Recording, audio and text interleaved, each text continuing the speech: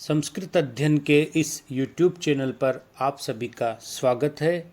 आज हम इस वीडियो में विश्व साहित्य के प्रथम ग्रंथ ऋग्वेद के प्रथम मंडल के 154वें सूक्त विष्णु सूक्त का अध्ययन करेंगे। इस सूक्त के देवता विष्णु है, ऋषि दीर्घतमा है, छंद त्रिष्टुप है। त्रिष्टुप छंद की विशेषता है कि इसमें 4 चरण होते हैं तथा प्रत्येक चरण में 11-11 वर्ण होते हैं। ऋग्वेद में त्रिष्टुप छंद का प्रयोग सबसे अधिक हुआ है। विष्णु सूक्त जो ये हम पढ़ रहे हैं प्रथम मंडल का 154वां सूक्त, ये विष्णु देवता द्युलोक स्थानीय देवता है। पुराणों में इनका निवास स्थान क्षीर सागर वैकुंठ लोक के रूप में वर्णित है। विष्णु शब्द विस्लरी व्याप्तो धातु से बना है, जिसका अर्थ है व्यापक या व्यापनशील होना। इसीलिए आचार्य शायण ने विष्णु को व्यापनशील व सर्वव्यापक देवता कहा है। व्यापनशील होने के कारण विष्णु सूर्य के वाचक हुए, जिसका अर्थ है तीनों लोकों को प्रकाशित करने वाला। वैदिक काल से ही श्री विष्णु संपूर्ण विश्व की सर्वोच्च शक्ति तथा नियंता के रूप में मान्य रहे हैं। इन्हें ऋग्वेद में परम पद अर्थात उच्च लोक का अधिष्ठाता कहा गया है। विष्णु के लिए त्रिविक्रम, उरुक्रम, उरुगाय आदि विशेषण प्रसिद्ध है। त्रिविक्रम जो विशेषण है, इसका अर्थ विद्वानों ने इस प्रकार से किया है कि अर्थात जो तीनों लोकों में अपनी किरणों को फैलाने वाला है। एक प्रसंग भी है जो त्रिविक्रम विशेषण विष्णु को जो मिला है उसको सिद्ध करता है। विष्णु द्वारा 3 पगों अर्थात डगों में ब्रह्मांड को नापने के महत्वपूर्ण कार्य का वर्णन ऋग्वेद में मिलता है। इसी के आधार पर बलि दैत्य को विष्णु द्वारा छलने की पौराणिक कथा की कल्पना की गई होगी। इस कथा के अनुसार विष्णु ने वामन का रूप धारण कर बलि दैत्य से 3 पग भूमि मांगी। उसने एक पग में पृथ्वी को और दूसरे पग में अंतरिक्ष को, अर्थात विष्णु ने एक पग में पृथ्वीलोक को, दूसरे पग में अंतरिक्ष लोक को नापकर तीसरा पग बलि के सिर पर रखकर उसको पाताल में पहुंचा दिया। वस्तुतः त्रिविक्रम पद का अभिप्राय है कि सूर्य रूप विष्णु पृथ्वीलोक, द्युलोक और अंतरिक्ष लोक में अपनी किरणों का प्रसार करते हैं तथा इस प्रकार से जरायुज, अंडज और उद्भिज सभी प्रकार की सृष्टि उत्पन्न होती है। विष्णु के लिए पुराणों में कुछ प्रसिद्ध मंत्र आए हैं, उनको देख लेते हैं। ओम नमो भगवते वासुदेवाय, हरि ओम। ओम विष्णवे नमः, ओम नमो नारायणाय। इनके अस्त्र है विष्णु के पांचजन्य शंख, सुदर्शन चक्र, कौमुद की गदा, सारंग धनुष, नंदक तलवार, परशु। विष्णु के ही अवतार है राम और कृष्ण आदि। अब हम विष्णु सूक्त के जो 6 मंत्र ऋग्वेद के इस प्रथम मंडल के 154 सूक्त में बताए हैं, उनका अध्ययन कर लेते हैं। इस मंत्र में ऋषि दीर्घतमा ने विष्णु देवता के वीरतापूर्ण कार्यों का वर्णन किया है। देखिए, विष्णोर्नु कम वीर्याणि प्रवोचम यह पार्थिवानि विममे रजांसि यो अश्कभायत उत्तरम सदस्थम विचक्रमाणस्त्रेधा उरुगायः।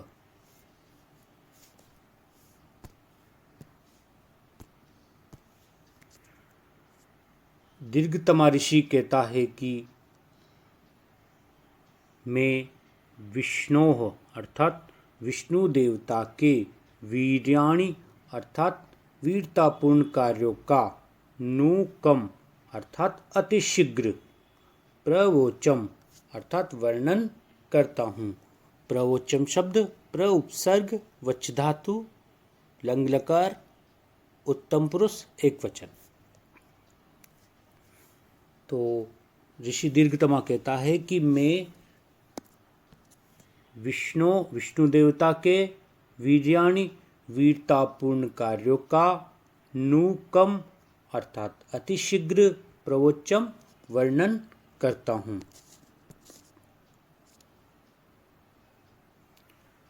यह जिस विष्णु ने पार्थिवानी अर्थात पृथ्वी संबंधी अग्नि वायु आदित्य आदि रजांसी लोकों को या रजकणों को विम में विशेष रूप से बनाया है। जिस विष्णु देवता ने पृथ्वी संबंधी अग्नि वायु आदित्य आदि लोकों की विशेष रूप से रचना की है या उनको बनाया है, ऐसे विष्णु देवता की मैं दीर्घतमा ऋषि ऐसे विष्णु देवता के वीरतापूर्ण कार्यों का अतिशीघ्र वर्णन करता हूँ। ये प्रथम 2 लाइन का अर्थ हुआ। तृतीय पंक्ति देखते हैं और चतुर्थ पंक्ति देखते हैं। यह जिस विष्णु ने त्रिधा अर्थात 3 प्रकार से या 3 डगों में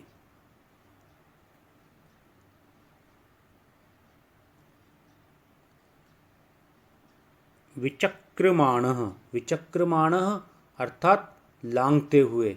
विचक्रमाण शब्द व्युपसर्ग क्रम धातु से लिट के अर्थ में कानच प्रत्यय होकर बना है। तो विचक्रमाण अर्थात लांघते हुए। तो दोबारा देखिए, त्रिधा 3 प्रकार से या 3 डगों में अपने ही बनाए हुए तीनों लोकों को विचक्रमाण लांघते हुए और उरुगाय अर्थात महान पुरुषों से स्तुति किए जाते हुए सदस्थम अर्थात साथ रहने के स्थान को उत्तरम अति उत्कृष्ट साथ रहने के स्थान को अस्कभायत ये क्रिया है, इसका सबसे अंत में प्रयोग होगा अन्वय के अनुसार। अस्कभायत अर्थात स्तंभित किया या आधार रूप से बनाया।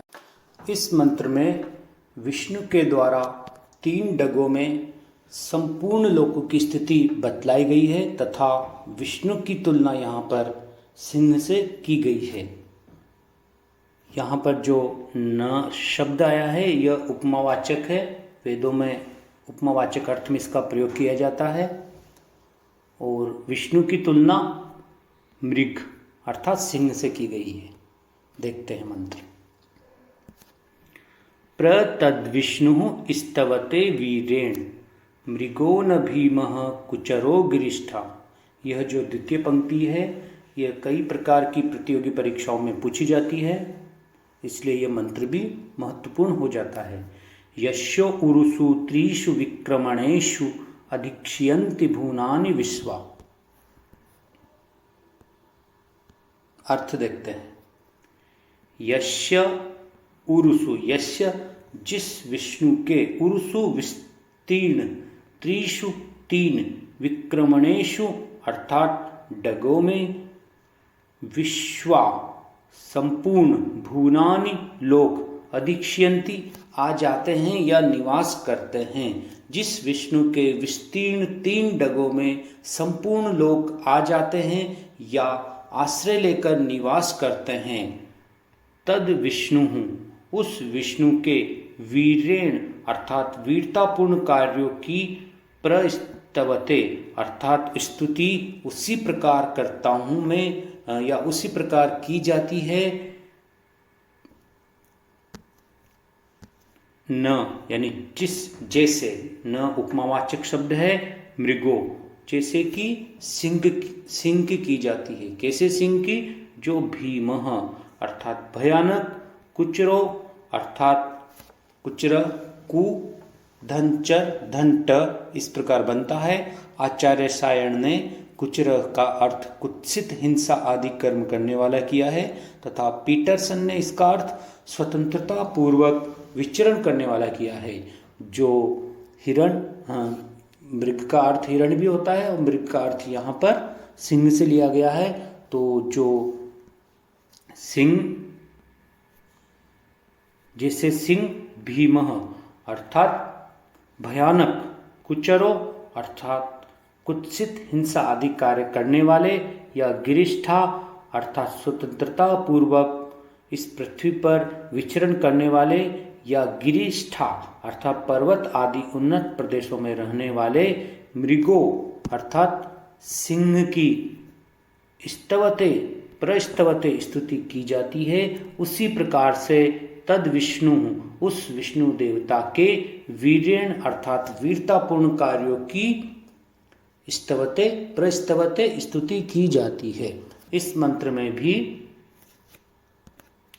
प्र उपसर्ग का क्रिया से अलग प्रयोग हुआ है, और जब अन्वय किया जाता है तो मिलाकर इसका प्रयोग किया जाता है। इस प्रकार के जो प्रयोग है ये वेदों में मिलते हैं, उपसर्ग का क्रिया से अलग प्रयोग।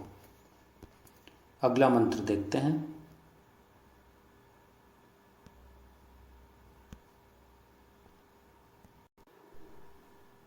इस मंत्र में ऋषि दीर्घतमा ने विष्णु की अनेक विशेषताओं का वर्णन करते हुए उनके पास अपने स्तुति के योग्य बल को पहुंचाने की बात कही है। प्र विष्णवे शूषम हेतु मन्म गिरीक्षित उरुगायाय वृष्णे य इदम दीर्घम प्रयतम सदस्थम एको विममे त्रिभिरित्पदेबी। अर्थ देखते हैं इस मंत्र का। यह जिस विष्णु ने इदम इस दृश्यमान दीर्घम अति विस्तृत प्रयतम अर्थात नियमों में बंधे हुए सदस्थम अर्थात सबके सम्मिलित स्थान लोकत्रय को एको अर्थात अकेले ही त्रिभी पदे भी तीन डगों में विममे अर्थात नाप लिया था।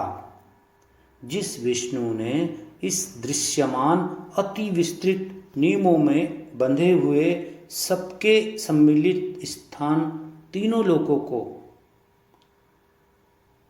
त्रिभिरित पदे भी विममे अकेले ही, एको अकेले ही तीन डगों में नाप लिया था। गिरीक्षित अर्थात उस उन्नत प्रदेश में रहने वाले, उरुगायाय अर्थात बहुतों के द्वारा स्तुति किए जाने वाले, वृष्णे अर्थात कामनाओं को पूर्ण करने वाले, तथा सर्वव्यापक विष्णवे विष्णु देवता के लिए मन्म अर्थात हमारा यह मननीय या स्तुति के योग्य, शूषम शूषम अर्थात बल, प्र हेतु अर्थात प्राप्त होवे। यहाँ पर भी प्र उपसर्ग का हेतु क्रिया से अलग प्रयोग हुआ है, ऐसा वेदों में ही होता है, और जब अन्वय करते हैं तो इसको मिलाना होता है, तभी अर्थ स्पष्ट होता है। तो ये जो अर्थ स्पष्ट हुआ। अगला मंत्र देखते हैं।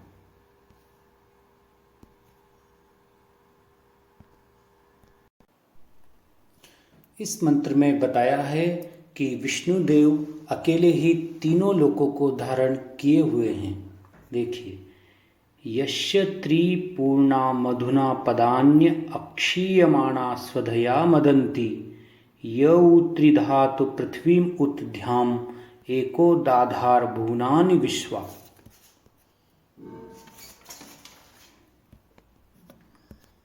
अर्थ देखते हैं इसका। यस्य जिस विष्णु के मधुना पूर्णा त्रिपदानी जिस विष्णु के मधुना अर्थात मधुर दिव्य अमृत से भरे हुए, पूर्णा यानी भरे हुए, त्रिपदानी 3 पद, जिस विष्णु के मधुर दिव्य अमृत से भरे हुए 3 पद, अक्षीयमाणा, इधर से आएगा तो अक्षीयमाणा कभी क्षीण न होते हुए, स्वधया मदंती अर्थात अन्न के द्वारा आनंदित करते हैं। जिस विष्णु के मधुर दिव्य अमृत से भरे हुए 3 पद कभी क्षीण न होते हुए अन्न के द्वारा आनंदित करते हैं, और यह जो विष्णु एक अकेला ही पृथ्वीम यानी पृथ्वीलोक को, ध्याम द्युलोक को, उत और अंतरिक्ष लोक को, तीनों लोकों को, त्रिधातु अर्थात 3 धातुओं पृथ्वी, जल और तेज से युक्त बनाता हुआ, विश्वाभुवनानिदाधार सभी लोकों को धारण करता है। इस प्रकार इसका अर्थ हुआ। एक बार फिर से देखते हैं इसका अर्थ। यस्य जिस विष्णु के मधुना पूर्णा अर्थात मधुर दिव्य अमृत से भरे हुए, त्रिपदानी 3 पद, अक्षीयमाणा कभी क्षीण न होते हुए, स्वधया मदंती अर्थात अन्न के द्वारा आनंदित करते हैं, और एकः और जो अकेला ही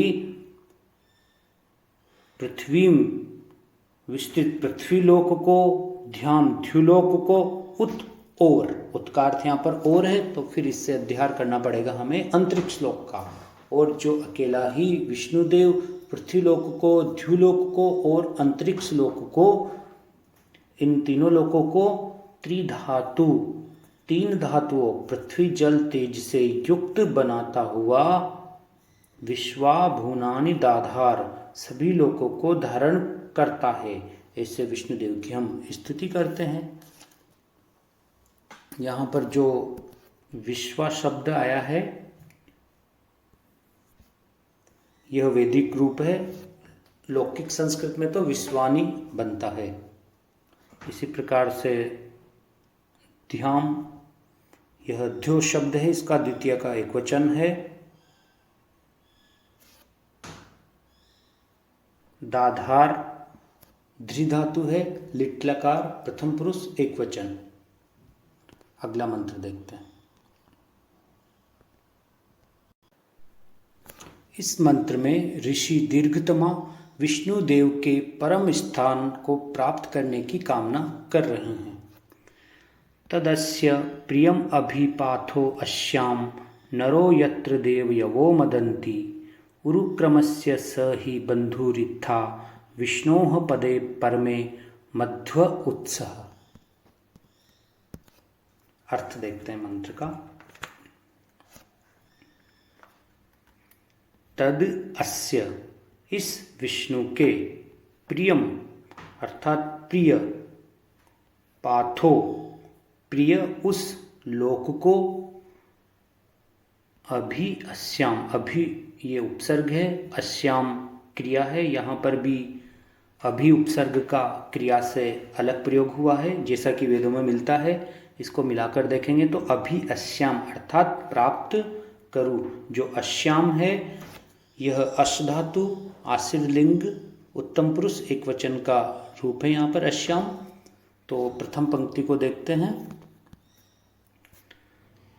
तद अस्य इस विष्णु के, प्रियम प्रिय, पाथो लोक, इस विष्णु के प्रिय उस लोक को अभि अस्याम प्राप्त करो, विष्णु देवता के प्रिय उस लोक को प्राप्त करूं। ऐसा दीर्घतमा ऋषि कहते हैं कि विष्णु देवता के उस प्रिय लोक को प्राप्त करूं जहां पर, यत्र जहां पर, देव यवो अर्थात विष्णु देव के भक्त नरो जन, मदंती अर्थात आनंद का अनुभव करते हैं।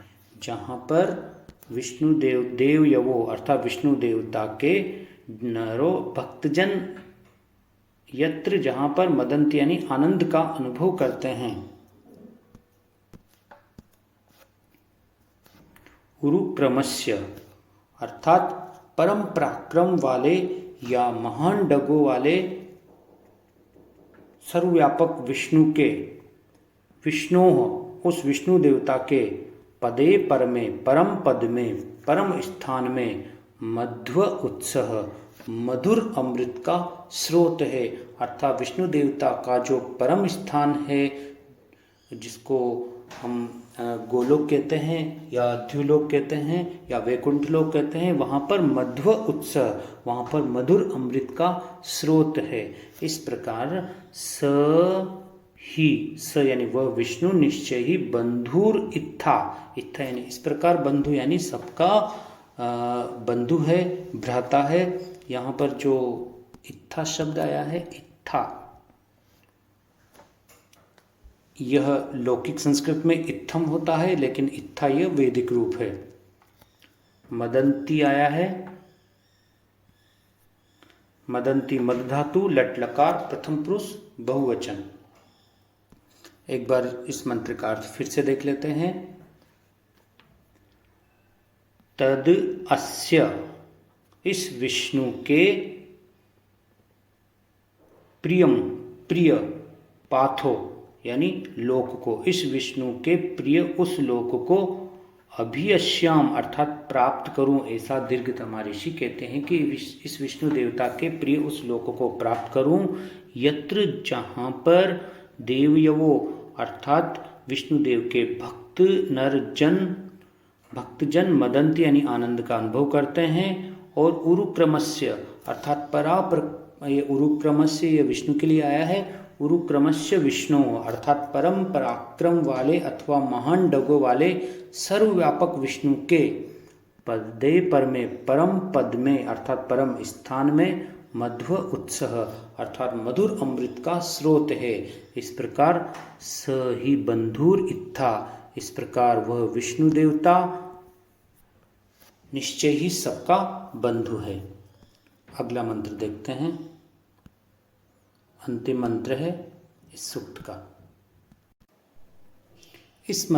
इस मंत्र में विष्णु के परम स्थान वैकुंठ लोक या गोलोक पर जाने की कामना की गई है। देखते हैं।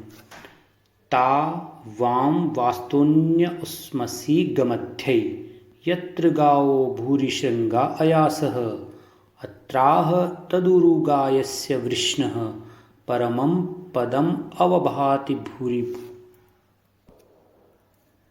अर्थ देखते हैं। यत्र गावो भूरिशृंगा अयासः,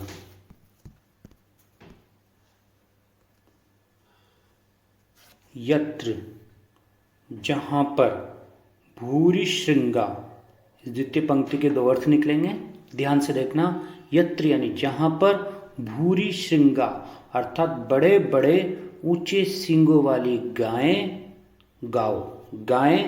अथवा अनेक प्रकार से, भूरिशृंगा का अर्थ अनेक प्रकार से फैलने वाली गायों यानी किरणें, अयासह निवास करती है या प्रकाश से युक्त है।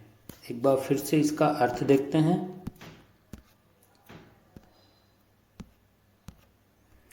यत्र जहाँ पर भूरिशृंगा अर्थात बड़े बड़े ऊंचे सींगों वाली गायों यानी गाय, अयासह अर्थात निवास करती है। अगला अर्थ देखते हैं। यत्र जहाँ पर भूरिशृंगा अर्थात अनेक प्रकार से फैलने वाली गायों यानी किरणें, अयासह अर्थात अत्यधिक प्रकाश से युक्त है। जहाँ पर वाम यानी तुम दोनों, इसका अर्थ वाम का अर्थ सायण ने यजमान और उसकी पत्नी किया है, परंतु पाश्चात्य विद्वानों ने इसका अर्थ विष्णु और उसके साथी इंद्र, इन दोनों देवताओं को किया है। तो उसी प्रकार से अपन अर्थ इसका देख लेते हैं। दोनों को माने उसी प्रकार से इसका अर्थ देखते हैं। वाम अर्थात यजमान या उसकी पत्नी या फिर इंद्र और विष्णु और इंद्र दोनों। तो वाम अर्थात तुम दोनों के, ता यानी उन, ता जो है यह वैदिक रूप है, इसका लौकिक रूप होता है तानी, तभी वास्तुनि के साथ इसका संयोजन होगा। तो ता वास्तुनि अर्थात तुम दोनों के,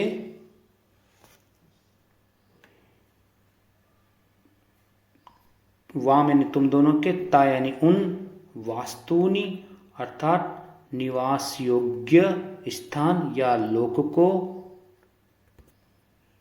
गमध्यै अर्थात जाने के लिए, उस्मसी अर्थात कामना करते हैं। ये जो गमध्य है ये गम धातु से तुमुन प्रत्यय के अर्थ में वैदिक प्रत्यय है, अध्ययन, ये हुआ यहाँ पर अध्ययन, उससे ये स्पष्ट हुआ।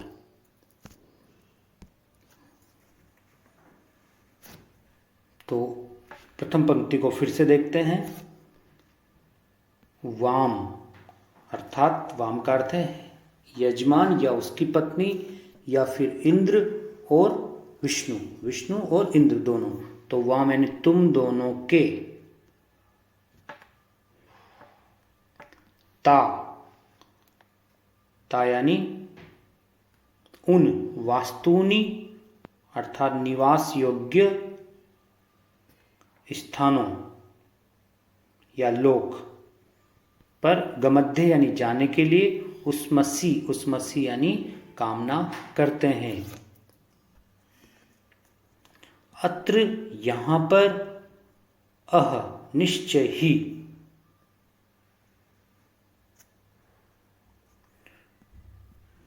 उरुगायस्य अर्थात बहुतों से स्तुति किए जाने वाले, और वृष्णः कामनाओं को पूरा करने वाले विष्णु देव का परमम पदम, परम पद या सर्वोत्कृष्ट लोक, जिसको गोलोक या वैकुंठ लोक कहते हैं विष्णु का, वह भूरि भाति अर्थात अत्यधिक रूप से प्रकाशित हो रहा है। उस लोक पर जाने की हम कामना करते हैं। इसका अर्थ एक बार फिर से देखना चाहिए हमें ताकि स्पष्ट हो जाए।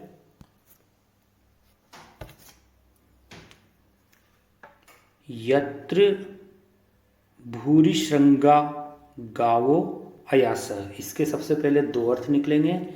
यत्र यानी जहां पर, भूरिश्रृंगा अर्थात बड़े बड़े सींगों वाली, गावो अर्थात गाय, अयासह निवास करती है। दूसरा अर्थ, यत्र यानी जहां पर, भूरिश्रृंगा अर्थात अनेक प्रकार से फैलने वाली, गावो किरणें, अयासह अर्थात प्रकाश से युक्त है। वाम तुम दोनों अर्थात यजमान और उसकी पत्नी या फिर विष्णु देवता और इंद्र देवता। ता यानी उन, यह तानी का वैदिक रूप है।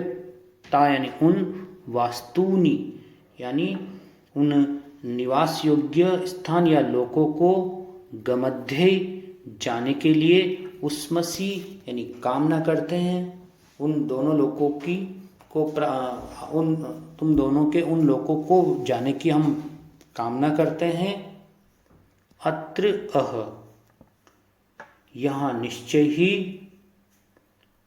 तद उरुगायस्य अर्थात बहुतों से स्तुति किए जाने वाले और वृष्णः कामनाओं को पूरा करने वाले विष्णु देव का परमम पदम अर्थात परम पद या सर्वोत्कृष्ट लोक, गोलोक या वैकुंठ लोक, भूरि भाति अर्थात अत्यधिक रूप से प्रकाशित हो रहा है।